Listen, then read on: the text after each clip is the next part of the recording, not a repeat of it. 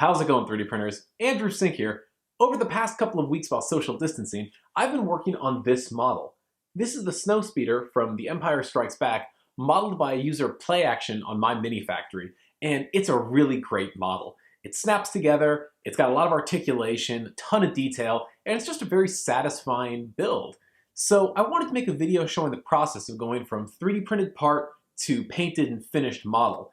So in this video, I've got a time-lapse set up showing that entire process. I didn't really make any modifications to this model. I used SolidWorks to edit the mesh STL file to change the angle of the stand a little bit, just so it sits a little to the side. Other than that, this model was printed as designed. I kept a very simple palette when painting this model. I just used a gray primer, a white top coat, some orange for the detailing, and a little bit of black for some of the aging and weathering.